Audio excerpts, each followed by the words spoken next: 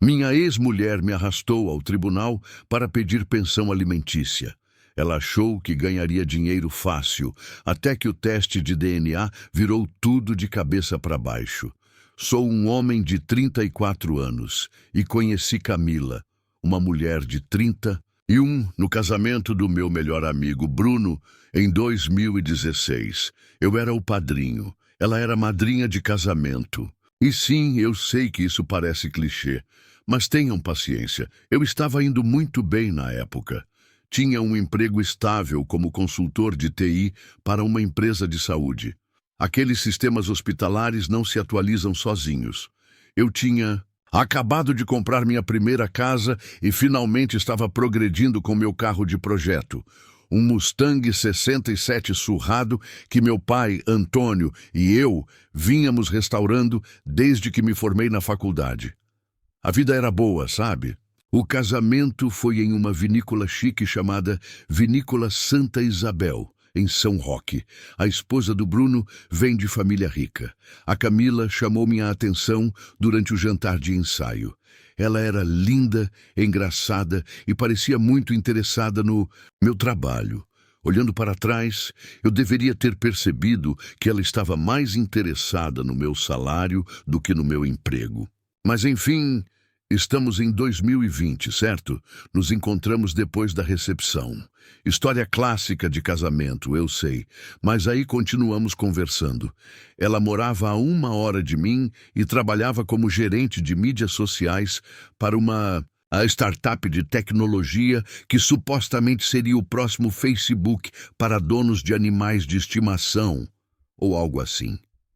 Lembro-me de ter ficado impressionado com o fato de ela ter um emprego que parecia legal na área de tecnologia. Alerta de spoiler. A startup era basicamente composta por 3 caras em um espaço de trabalho virtual, torrando o dinheiro dos pais. Quando a empresa inevitavelmente faliu, 6 meses depois, Camila ficou arrasada. Ela me ligou chorando, dizendo que havia se dedicado de corpo e alma à empresa. A verdade é que ela postava fotos de cachorros no Instagram. Àquela altura, já estávamos oficialmente namorando, e eu sugeri que ela se mudasse para minha casa enquanto pensava no próximo passo. Eu já tinha espaço, e o contrato de aluguel dela havia terminado. Erro clássico número 1, pessoal. É aqui que preciso contar um pouco sobre a Camila. Algo que eu gostaria de ter descoberto antes. Ela vinha de uma família de classe média, alta, onde o pai, Roberto, pagava por tudo. Escola particular, faculdade, carro de luxo, faturas de cartão de crédito, tudo o que você imaginar. Até que ele finalmente cortou tudo aos 25 anos. Porque até ele tinha um limite. Ela oscilava entre startups e trabalhos como influenciadora, sem nunca ficar tempo suficiente em nenhum lugar para construir uma carreira de verdade. Mas olha, ela sabia se vender. Quando se mudou, tinha planos grandiosos de abrir seu próprio negócio de consultoria em mídias sociais. Passava horas fazendo apresentações em PowerPoint sobre sua estratégia de marca e falando sobre todos os clientes em potencial com quem estava fazendo networking. Eu realmente acreditava que ela estava construindo algo. Enquanto isso, minhas faturas de cartão de crédito só aumentavam. O primeiro sinal de alerta que ignorei, e houve muitos, foi quando ela pediu meu cartão emprestado para algumas despesas essenciais da empresa. Acontece que esses itens essenciais eram um MacBook Pro de cerca de R$ 12.000, porque, segundo ela, não dava para administrar um negócio com um laptop comum. Um conjunto de ring light de cerca de R$ 2.500 e aproximadamente R$ 5.000 em roupas para reuniões de negócios que nunca aconteceram. Quando toquei no assunto, ela virou a cara para mim, dizendo que eu não estava apoiando o sonho dela e que investir em si mesma era o melhor investimento. Sabe o que é triste? Eu caí nessa. Eu ganhava um bom dinheiro, cerca de R$ 120.000 por ano na época. Tinha algumas economias e achava que estava ajudando alguém que eu amava a construir o próprio futuro. Além disso, era divertido estar com ela quando não estava gastando meu dinheiro. Fazíamos viagens aleatórias de carro. Ela deixava bilhetes fofos pela casa e parecia genuinamente interessada em aprender sobre carros. Outro sinal de alerta que não percebi. Ela estava só fingindo. Nos casamos em 2018, cerca de 2 anos depois de nos conhecermos. Não foi um casamento grande, mas também não foi barato. Camila insistiu em celebrar o casamento na mesma vinícola onde nos conhecemos, porque, segundo ela, essa é a nossa história. Os pais dela não contribuíram com nada, apesar de toda a conversa sobre querer ajudar. Minhas economias sofreram um baque, mas achei que valia a pena. O casamento foi lindo, todos se divertiram muito e Camila parecia genuinamente feliz. Meu pai, Antônio, me chamou de lado durante a recepção. Ele é um cara da velha guarda, que trabalhou no mesmo emprego na Ford por 30 anos e restaurava carros nas horas vagas. Me olhou diretamente nos olhos e disse: "Filho, você fez um acordo pré-nupcial?" Quando assenti, graças a Deus pelo... Meu amigo advogado Leandro, que insistiu, ele relaxou um pouco, mas ainda parecia preocupado. Lembre-se, ele disse que alguém que te ama pelo que você é não precisará do seu cartão de crédito para provar isso. Eu deveria ter prestado mais atenção a essas palavras, mas você sabe como é quando se está apaixonado. Acha que é a exceção à regra. Acha que sua história é diferente. Acha que os sinais de alerta são apenas parte da personalidade peculiar da sua parceira. Nossa, como eu estava enganado. Depois que nos casamos, ela parou até de fingir que se importava com o nosso orçamento. É como se a aliança fosse uma espécie de código de ativação para um cartão de crédito ilimitado na mente dela. Mas deixe-me voltar e descrever o quadro geral de como as coisas pioraram.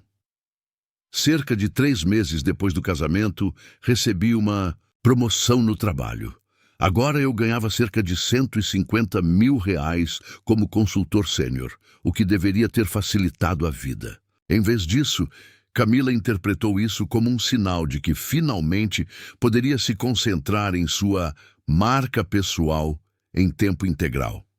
Ela largou o emprego de meio período em uma agência de marketing local. O único emprego de verdade que teve em anos, sem nem me avisar antes. Simplesmente chegou em casa um dia e anunciou: "Amor, finalmente estou livre para perseguir meus sonhos." Esses sonhos aparentemente envolviam transformar nosso escritório em casa no estúdio de criação de conteúdo dela. Ela gastou cerca de R$25 mil das nossas economias em equipamentos de câmera, iluminação e nesse sofá ridículo de veludo rosa que, segundo ela, seria perfeito para sua estética do Instagram. Quando mencionei que havíamos combinado de usar o dinheiro para reformar o telhado, ela respondeu: "Mas, amor, isso é um investimento no nosso futuro. Você quer que eu trabalhe em um espaço que não me inspira? É aqui que a coisa fica realmente divertida." Ela criou um canal no YouTube sobre estilo de vida luxuoso com orçamento limitado. Irônico, né? A parte maluca. Ela usava meu cartão de crédito para comprar peças de grife para os vídeos e devolvia a maioria depois das filmagens. Mas, misteriosamente, algumas coisas nunca voltavam para a loja. Quando encontrei uma caixa de sapatos com um par de tênis da Louis Vuitton de quase R$5 mil no armário dela, ela alegou que eram acessórios essenciais para sua marca. Enquanto isso, com meu projeto Mustang, que mencionei antes, Camila começou a reclamar que ele ocupava muito espaço na garagem. Veja bem, esse carro era meu projeto de fim de semana com meu pai nos últimos 5 anos. Já havíamos restaurado cerca de 70% dele, e eu estava quase conseguindo fazê-lo funcionar. Mas Camila precisava da garagem para seu espaço de yoga e bem-estar, porque aparentemente nosso quarto de hóspedes não era bom o suficiente para suas sessões de yoga no YouTube. Cheguei em casa um dia e descobri que ela havia anunciado meu carro no Facebook Marketplace. Ela ainda não tinha vendido, mas já tinha gente vindo ver. A desculpa dela: amor, precisamos do espaço e, sinceramente, você gasta tempo demais com esse carro velho. Não quer apoiar minha jornada de bem-estar? Essa foi nossa primeira grande briga. Eu nunca tinha gritado com ela antes, mas descobrir que ela tentou vender meu carro pelas minhas costas me fez perder a cabeça. Ela chorou, disse que eu estava sendo controlador em relação ao dinheiro e, em seguida, me atacou com a clássica manipulação. Se você realmente me amasse, desejaria que eu tivesse sucesso. No dia seguinte, ela se desculpou e prometeu nunca mais fazer algo assim. Como um idiota, eu acreditei. Mas ela começou uma campanha passivo-agressiva contra o carro. Deixava a porta da garagem aberta em dias de chuva ou guardava seus equipamentos de produção bem ao lado, onde poderia facilmente esbarrar com suas caixas. Finalmente, depois que ela conseguiu arranhar a pintura nova com seu equipamento de yoga, eu cedi e vendi o carro. Meu pai ficou muito decepcionado. Ele não disse nada diretamente, mas pude ver nos olhos dele quando contei. Aquele carro representava anos de fins de semana que passamos juntos. E eu deixei Camila tirar isso de mim.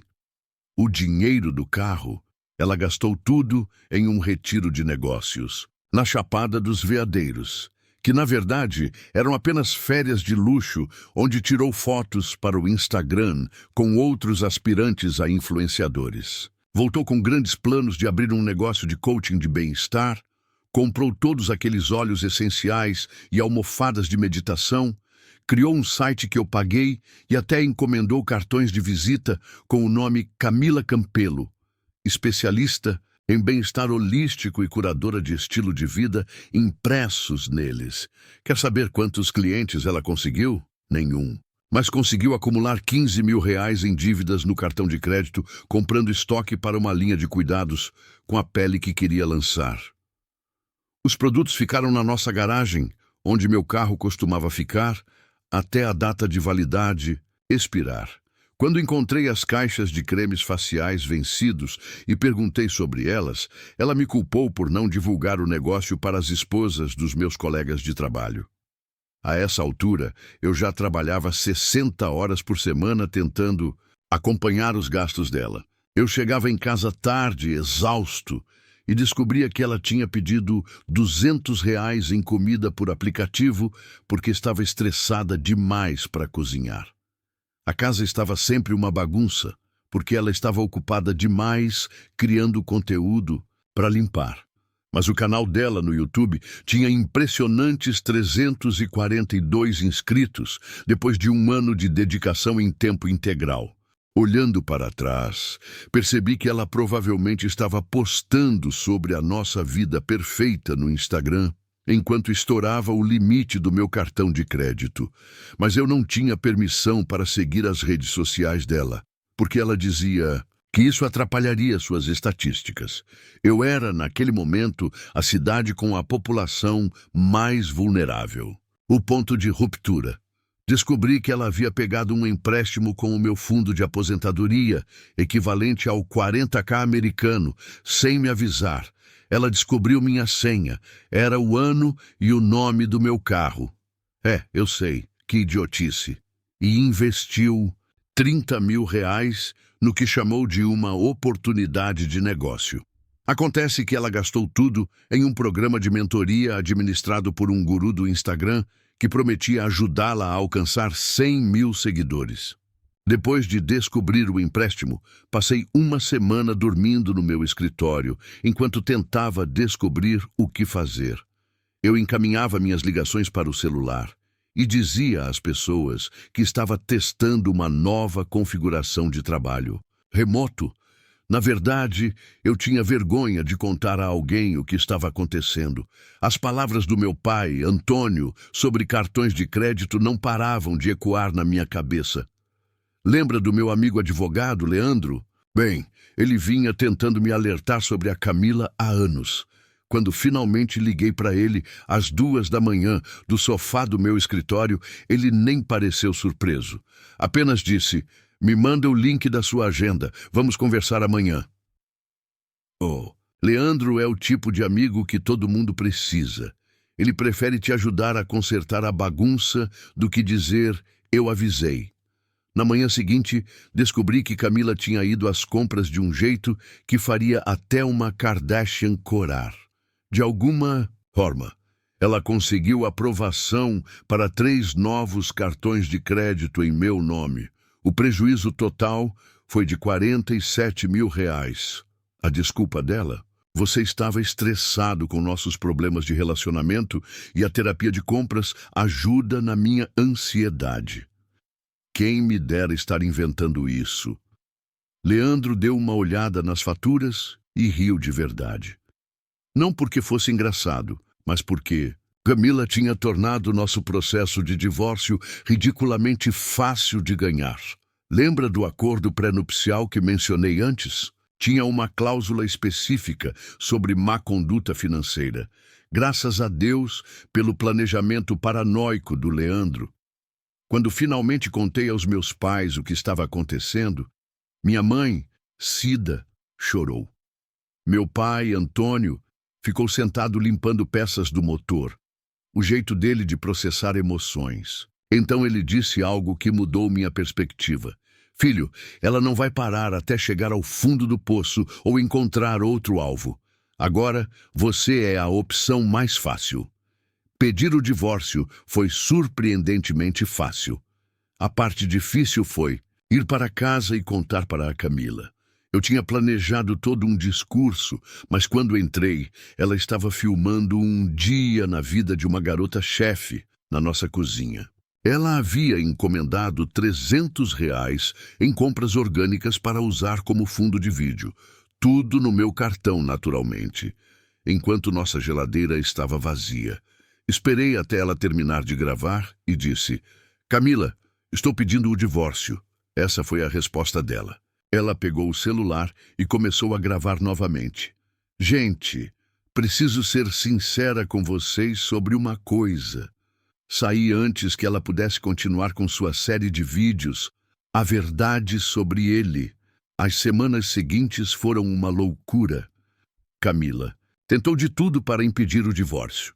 Primeiro, me bombardeou com lembranças da nossa vida perfeita juntos. Até desenterrou as peças antigas do meu Mustang da garagem, que ela havia escondido em vez de jogar fora, e sugeriu que restaurássemos outro carro juntos. Impossível. Quando isso não funcionou, ela passou para as ameaças. Vou contar para todo mundo que você foi abusivo. Eu não fui. Vou arruinar sua carreira. Ela tentou. Mas meu chefe já a conhecia das festas da empresa e sabia exatamente quem ela era. Vou garantir que nenhuma mulher queira namorar você de novo. Spoiler, isso também não funcionou. A pior parte foi quando ela começou uma campanha inteira nas redes sociais, dizendo que era uma sobrevivente de abuso financeiro. Segundo as postagens dela, eu era um monstro controlador que não a deixava trabalhar nem perseguir seus sonhos. Enquanto isso, eu tinha planilhas mostrando que havia gasto mais de R$ 200 mil apoiando os vários empreendimentos comerciais dela.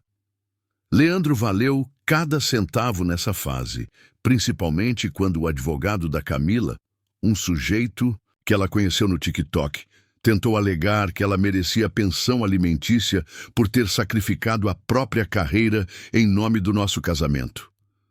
Leandro simplesmente publicou as postagens do Instagram em que ela se gabava de ser uma empreendedora de sucesso. Não dá para dizer que você desistiu da carreira quando posta todo dia que é uma chefe de família, ele comentou. O divórcio foi finalizado no início de 2021. Graças ao acordo pré-nupcial e à má conduta financeira documentada da Camila, ela recebeu muito menos do que esperava. Ficou com o equipamento da empresa, o material fotográfico, aquele sofá rosa e um pequeno valor com o qual concordei só para encerrar logo aquilo. Da última vez que a vi, no tribunal, ela tentou uma última manipulação. Espero que você saiba que está jogando fora a melhor coisa que já te aconteceu. Lágrimas falsas nos olhos. Respondi apenas, A melhor coisa que já me aconteceu foi o Leandro sugerir aquele acordo pré-nupcial. A expressão no rosto dela não tinha preço. Passei o ano seguinte reconstruindo minha vida. Fui promovido a gerente sênior no trabalho. Acontece que trabalhar 60 horas por semana tem seus benefícios. Voltei para a academia. É incrível quanto tempo você tem quando não está financiando a carreira de outra pessoa no Instagram. Até comprei outro carro para projeto. Um Chevette 70, que precisava de um pouco de carinho. Meu pai e eu passamos os fins de semana trabalhando nele, recuperando o tempo perdido. A vida finalmente estava boa de novo. Eu estava saindo com alguém casualmente. Meu crédito estava melhorando. E eu quase havia esquecido da existência da Camila. Quase.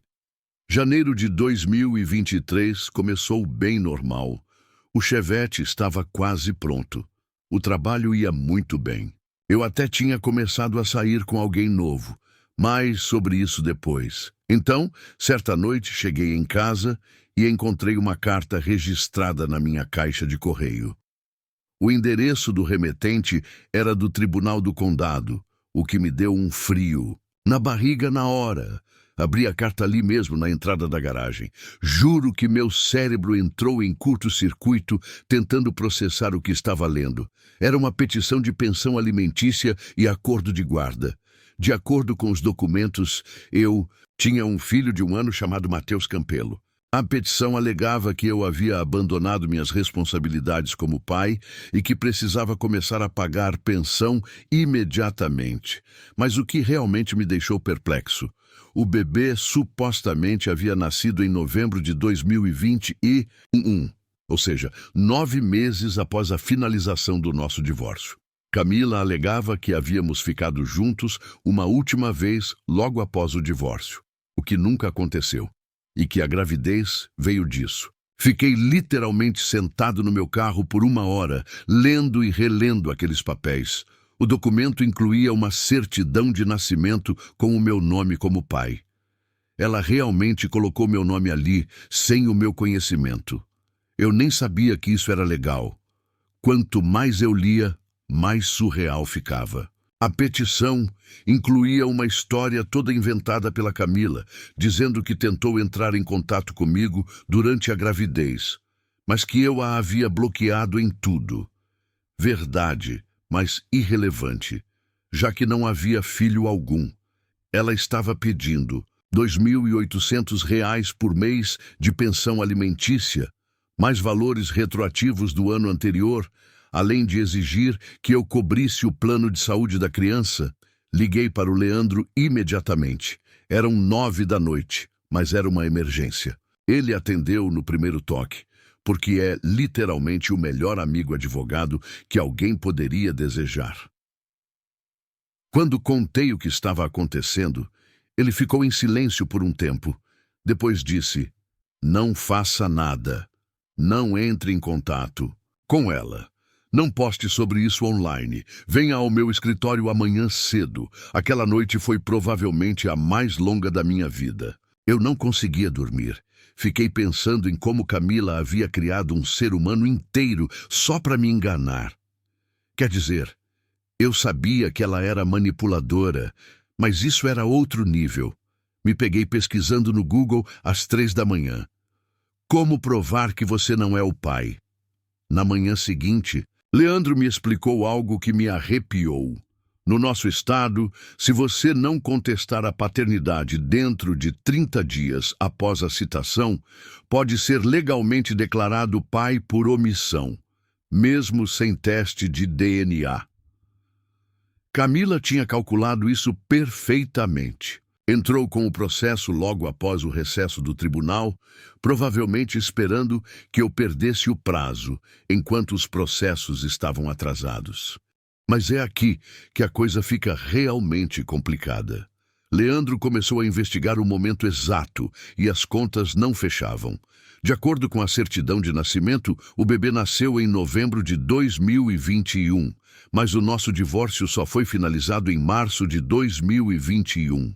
Se tivéssemos ficado juntos logo após o divórcio, como ela alegou, O bebê teria nascido em dezembro de 2021, no mínimo. Leandro acessou o Instagram da Camila a partir de uma conta falsa que usávamos para monitorar suas loucuras. E encontrou postagens dela claramente sem gravidez em um festival de música em maio de 2021. Ou ela teve a gravidez mais rápida do mundo, ou estava mentindo. Enviamos nossa resposta imediatamente, exigindo um teste de DNA e contestando a certidão de nascimento. Mas enquanto esperávamos pela data do julgamento, Leandro continuou investigando. Ele contratou um investigador particular. Eu já estava endividado com o divórcio, o que representava alguns milhares de reais a mais para investigar o passado recente da Camila. Foi aí que as coisas ficaram interessantes. O investigador descobriu que Camila estava morando com um cara chamado Carlos durante a maior parte de 2022. Carlos vinha pagando pensão alimentícia por baixo dos panos, cerca de R$ 1.500 por mês, mas parou de pagar por volta de outubro de 2022. Adivinha quando Camila entrou com a petição contra mim? Sim, em dezembro de 2022. O investigador também encontrou o TikTok da Camila, porque é claro que ela tinha um. Ela estava postando vídeos dramáticos sobre as dificuldades de ser mãe solo, sobre criar um bebê sozinha enquanto o pai vivia a melhor vida possível. Os comentários estavam cheios de pessoas apoiando-a e criticando o pai caloteiro anônimo, também conhecido como eu. Supostamente, ela construiu toda essa narrativa falsa sobre ter sido abandonada durante a gravidez. Mas aqui está o problema. Em um de seus vídeos de julho de 2022, ela acidentalmente mostrou uma correspondência em seu balcão. Estava endereçada a Carlos Alves, o mesmo Carlos que lhe pagava pensão. O detetive particular o localizou e o que ele nos contou abriu todo o caso. Agora, deixe-me contar sobre Carlos e como o castelo de cartas da Camila começou a ruir. Conhecer Carlos foi surreal. Leandro e eu o encontramos em um café fora da cidade, em território neutro, já que não tínhamos certeza se ele estava envolvido no golpe da Camila ou se era outra vítima. Acontece que ele foi, definitivamente, uma vítima, e sua história me deixou furioso. Carlos era desenvolvedor de software e conheceu Camila em um espaço de coworking da KIO no início de 2021, logo após o nosso divórcio. Segundo ele, ela se apresentou como consultora de marketing digital, que estava montando sua própria agência, soa familiar. Ela estava usando o mesmo roteiro, só que com outro público. Ela parecia tão genuína. Carlos nos contou, mexendo o café distraidamente. Ele disse que ela estava focada na carreira após sair de um casamento tóxico, onde o ex-marido não a deixava trabalhar. Quase engasguei com a bebida. Ela havia invertido completamente a nossa história, tornando-se vítima da mesma coisa que ele fez comigo. Carlos e Camila começaram a namorar em março de 2021. Em maio, ela se mudou para o loft dele, no centro da cidade. Então, em junho, ela soltou a bomba. Estava grávida. Carlos ficou animado. Tinha 36 anos, uma boa carreira e queria ter filhos. Camila interpretou a futura mamãe perfeita. Frequentava aulas de yoga pré-natal e postava fotos da barriga no Instagram. Ela até pediu para Carlos levá-la às consultas médicas, embora ele tenha notado que ela nunca o deixava entrar com ela, por causa das restrições da pandemia. É aqui que a coisa se complica. Camila fingiu a gravidez inteira. Usou um daqueles acessórios de silicone para a barriga nas fotos do Instagram. O detetive encontrou o recibo de compra na conta dela na Amazon. Ela agendava suas consultas para horários em que o consultório de obstetrícia e ginecologia estava fechado. Carlos nunca questionou isso porque, bem, quem mente sobre estar grávida? Em novembro de 2021, Camila contou a Carlos que iria visitar a irmã em outro estado para um chá de bebê exclusivo para mulheres. Uma semana depois, ela voltou com o bebê Mateus, alegando ter entrado em trabalho de parto prematuro na casa da irmã. Carlos ficou decepcionado por não ter assistido ao parto, mas estava animado demais com a paternidade para questionar a história naquele momento. Durante o ano seguinte, Carlos assumiu o papel de pai. Pagou por tudo: aluguel, suprimentos para o bebê, os cuidados pós-parto de Camila, também conhecidos como maratonas de compras. Ele até começou um fundo para a faculdade do Mateus. Camila o convenceu completamente de que ele era o pai, embora sempre tivesse desculpas para não incluí-lo na certidão de nascimento. É só burocracia, ela dizia. Sabemos que você é o pai dele, isso é o que importa. Mas as rachaduras começaram a aparecer. Carlos notou que Mateus não se parecia em nada com ele, ou com Camila. Quando mencionava isso, ela ficava na defensiva e o acusava de não amar o filho o suficiente. Manipulação clássica. Então, a mãe de Carlos, que é enfermeira, começou a fazer perguntas desconfortáveis sobre a história do parto. A linha do tempo não fazia sentido. Em outubro de 2022, Carlos finalmente insistiu em fazer um teste de paternidade. Camila teve um ataque de fúria, acusando-o de trair a família. Mas Carlos se manteve firme. Comprou um kit de teste de DNA caseiro e foi aí que Camila mostrou quem realmente era. Ela desapareceu num fim de semana enquanto Carlos estava em uma conferência de trabalho, levando Mateus e a maioria das coisas dela. Ela deixou um bilhete dizendo que a falta de confiança dele havia rompido os laços familiares, uma atitude típica da Camila.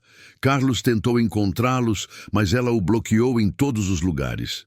Ele parou de pagar a pensão alimentícia informal e começou a procurar ajuda jurídica. Foi aí que ela recorreu ao seu plano B. Mas aqui está a parte crucial. Carlos tinha recibos. Ele documentou tudo depois que Camila começou a agir de forma suspeita em relação à certidão de nascimento. Tinha mensagens de texto em que ela admitia ter falsificado consultas médicas. Tinha imagens das câmeras de segurança do prédio mostrando ela usando e removendo a barriga falsa de gravidez. E o mais importante, tinha provas de todo o dinheiro que havia pago a ela pelo filho. Enquanto isso tudo acontecia, o investigador particular fez outra descoberta. A irmã da Camila, a suposta anfitriã do chá de bebê, morava na Austrália desde 2020. Não houve casa da irmã, nem chá de bebê, nem trabalho de parto prematuro. A história inteira era uma farsa. Também encontramos o registro de nascimento de Mateus, de 2021, registrado com os nomes de Camila e Carlos Alves. Ela usou o sobrenome dele mesmo sem serem casados. O registro estava cheio de itens caros, a maioria dos quais Carlos havia comprado. Ela aplicou o mesmo golpe com ele que tentou aplicar comigo, só que de forma mais elaborada. Mas a maior bomba veio quando o investigador encontrou os registros hospitalares do suposto nascimento do Mateus. Não havia nenhum registro da Camila dando à luz naquele hospital. Na verdade, não havia qualquer registro de que ela tivesse dado à luz em nenhum hospital do nosso estado naquele período. Foi então que os olhos de Leandro brilharam com aquele olhar que só os advogados têm quando sabem que pegaram alguém. Precisamos intimar os registros de nascimento verdadeiros, disse ele. Acho que sei o que ela fez, e se eu estiver certo, ela está em sérios apuros. Entramos com o pedido de intimação imediatamente, mas os tribunais são lentos. Enquanto isso, a data do nosso teste de DNA se aproximava. O advogado da Camila, ainda o mesmo cara do TikTok, continuava tentando adiá-lo, alegando que ela estava estressada demais para comparecer ao tribunal. Um dia antes da audiência, Camila fez uma última tentativa desesperada.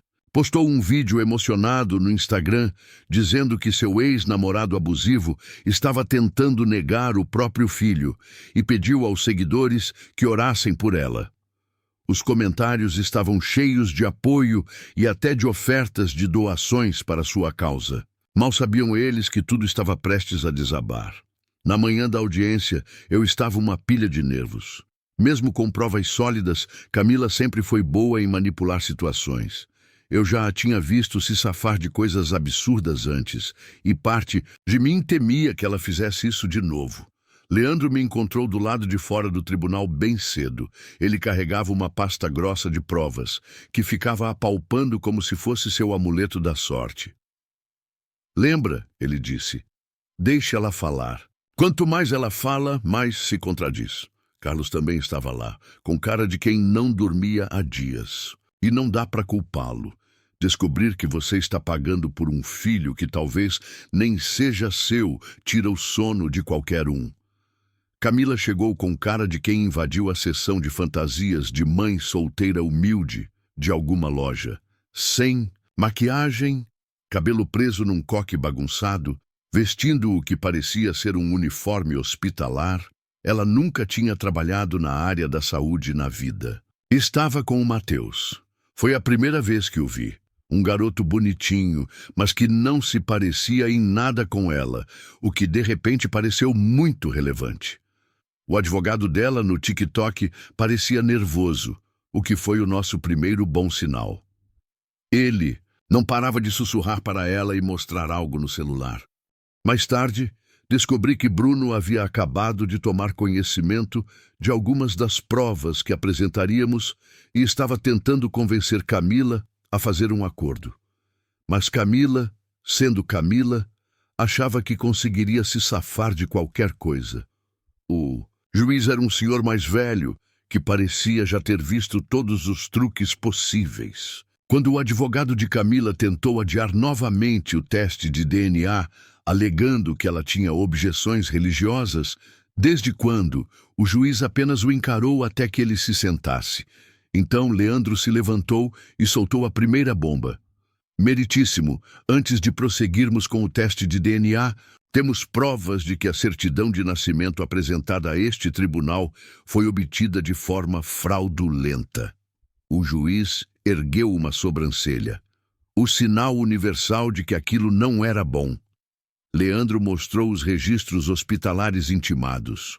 Ou, melhor, a ausência deles. Não havia registro de Camila dando à luz em nenhum hospital do estado, mas essa ainda não era a bomba principal. O verdadeiro choque veio com a descoberta do nosso investigador particular, que mergulhou fundo nos antecedentes de Matheus Campelo. Descobriu-se que Camila havia conseguido a certidão de nascimento de Matheus utilizando uma técnica comum em casos de roubo de identidade. Ela se aproveitou de um erro administrativo em um pequeno cartório do interior, enviando documentos que simulavam um parto domiciliar com uma parteira. A parteira, cujo nome ela usou, havia se aposentado havia mais de 3 anos.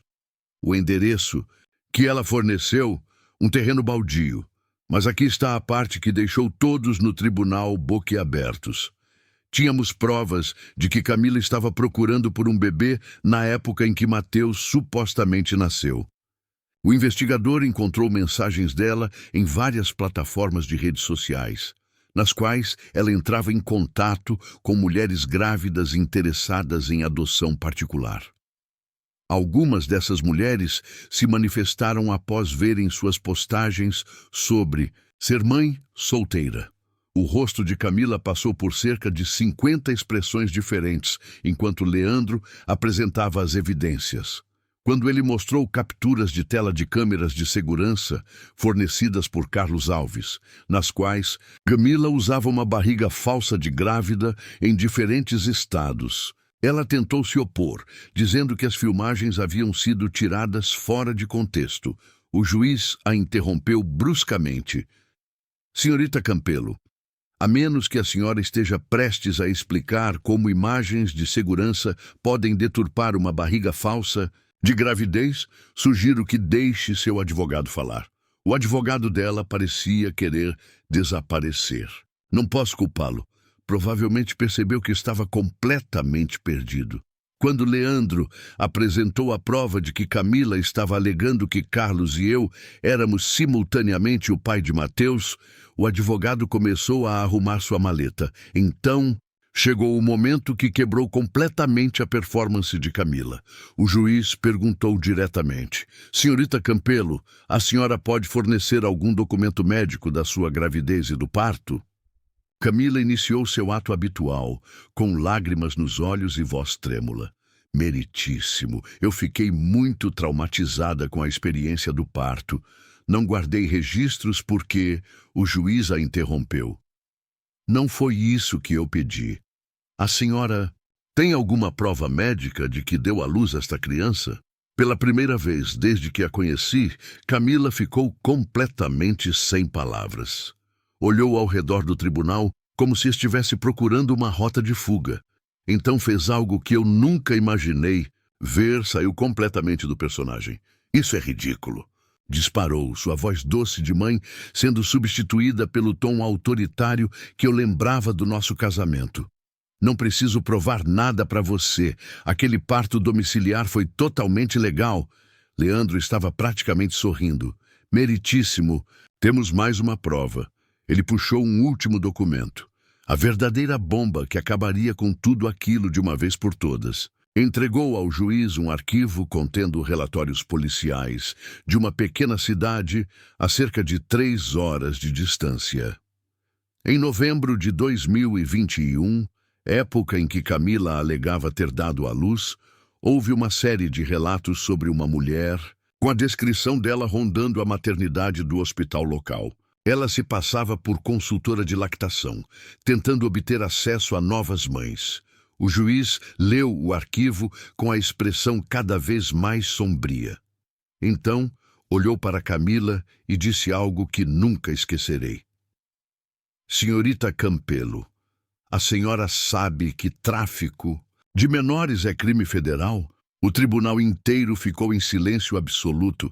O advogado de Camila se levantou e disse: Meritíssimo, preciso me retirar do cargo de advogado. Não posso mais representar a senhorita Campelo neste caso. Ele imediatamente arrumou sua maleta e saiu. Nunca vi nada parecido. Camila começou a entrar em pânico. Isso tudo é um mal-entendido, gritou. Mas Leandro ainda não havia terminado. Ele tinha mais uma testemunha, uma jovem chamada Jéssica que havia sido internada naquele hospital. Em novembro de 2021, ela deu à luz um menino, mas sofria de depressão pós-parto. Camila fez amizade com ela, fingindo ser assistente social, e a convenceu a ceder temporariamente à guarda do bebê enquanto buscava ajuda. Jéssica passou mais de 1 ano tentando encontrar o filho. Denunciou o caso à polícia, mas Camila usou documentos e nomes falsos. Só quando viu um dos vídeos de Camila no TikTok sobre ser mãe solteira é que a reconheceu e entrou em contato com nosso investigador particular. O juiz imediatamente ordenou um teste de DNA, não apenas para comprovar que eu não era o pai, mas para confirmar se Mateus era filho de Jéssica. Camila perdeu completamente a cabeça. Tentou sair correndo do tribunal com Mateus, mas foi impedida pelo oficial de justiça. Ela gritava que só queria dar uma vida melhor ao menino e que ninguém entendia o que era desejar tanto um filho. Os resultados do exame de DNA saíram em 1 semana, por meio de ordem judicial. Mateus era, de fato, filho de Jéssica. Camila essencialmente havia roubado o bebê de uma mãe vulnerável e, em seguida, tentado usá-lo para enganar vários homens em busca de pensão alimentícia. O juiz ficou furioso. As consequências caíram como um martelo. Camila foi acusada de diversos crimes, incluindo fraude, roubo de identidade e interferência na custódia. Tanto Carlos quanto eu conseguimos ordens de restrição contra ela. Foi condenada a devolver e cada centavo que Carlos lhe havia dado em pensão alimentícia falsa. Ela pode pegar de 15 a 20 anos de prisão e ainda aguarda a sentença final. O juiz encaminhou o caso à Polícia Federal para possíveis acusações federais. Jéssica conseguiu Mateus de volta e descobrimos que ela é uma mãe incrível. Tratou-se da depressão pós-parto e não parou de procurar pelo filho. Ela até entrou em contato para agradecer a mim e ao Carlos por termos ajudado a expor o esquema da Camila. Hoje, ela trabalha em uma organização sem fins lucrativos que apoia mães com depressão pós-parto e defende por mais segurança em hospitais. Carlos e eu nos tornamos amigos durante todo esse processo. Às vezes, nos encontramos para trabalhar no Chevette e conversar sobre como caímos na farsa de Camila. Ele está melhor agora, namorando uma mulher legal, com emprego de verdade. Ela é professora. Quanto a mim, finalmente terminei de restaurar o Chevette com meu pai, Antônio. Minha namorada, aquela que mencionei, adora passear no carro e se interessa de verdade quando falo sobre motores, sem fingimentos. Ela me ajudou a organizar todas as provas para o julgamento e diz que essa experiência vai render uma ótima matéria para sua inscrição na Faculdade de Direito. O império de Camila nas redes sociais ruiu assim que a verdade veio à tona. Seus seguidores a atacaram duramente e vários canais de fofoca no YouTube cobriram a história. A última notícia que tive é que ela está tentando um acordo judicial, mas o promotor não está sendo nada generoso. Parece que pode haver outras vítimas que ainda não conhecemos. A maior lição que aprendi com tudo isso é: quando alguém mostra quem realmente é, acredite nessa pessoa desde o começo.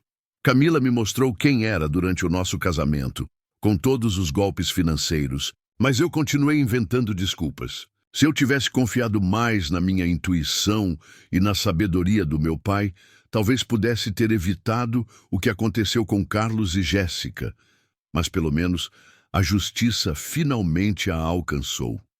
Às vezes, o karma demora um pouco, mas quando... Ele chega. Agora me diz, você acha que o amor pode realmente cegar alguém a ponto de ignorar tantos sinais? E o que você faria se descobrisse que o filho não é seu depois de tudo isso? Escreve aqui nos comentários, eu quero muito saber. Se você gostou do vídeo, clica em curtir e se inscreve no canal também. Assim você não perde nenhuma história emocionante. E não esquece, deixa também o seu comentário com uma classificação de 1 a 10 para mostrar o quanto você gostou, porque assim eu consigo trazer mais vídeos que sejam interessantes para você. Assista também ao vídeo que agora está aparecendo na sua tela. Até breve.